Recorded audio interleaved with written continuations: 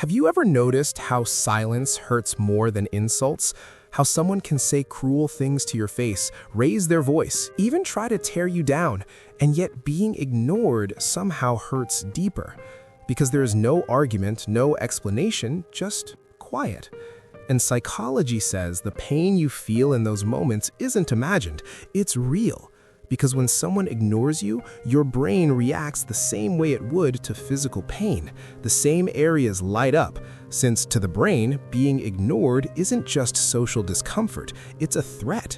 And long before this world had phones and messages, being ignored by your tribe meant danger, exclusion, survival at risk.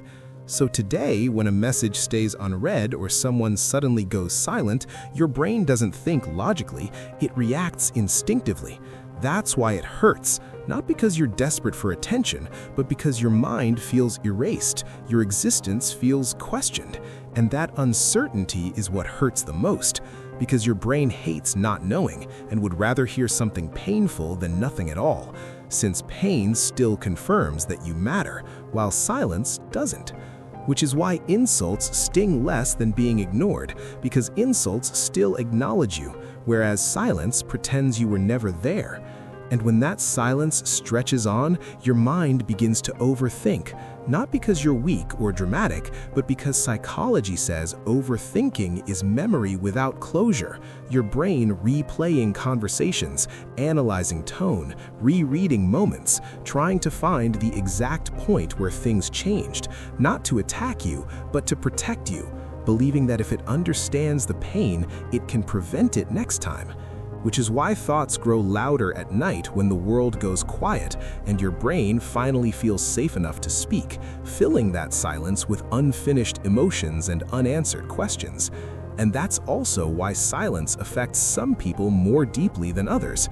Because if reassurance was inconsistent earlier in life or affection felt unpredictable, your brain learned to question itself. Confidence never had the space to grow, so self-doubt stepped in, not as a flaw, but as a survival skill, teaching your mind to stay alert, read between lines, and prepare for emotional distance before it arrives again. So when someone goes quiet now, your brain remembers, not consciously, but emotionally, which is why it feels so heavy. But here's something important you need to hear. You're not broken. Your reactions make sense. Your brain learned these patterns to keep you safe. The pain you feel isn't weakness, it's proof that you're human. And healing doesn't come from forcing yourself to stop caring. It comes from understanding why you care so deeply.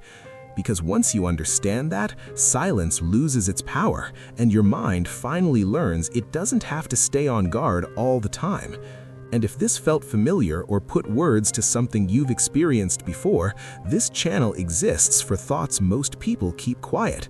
So if you want more conversations like this, more psychology, more clarity and understanding, stay connected and support it in whatever way feels right to you.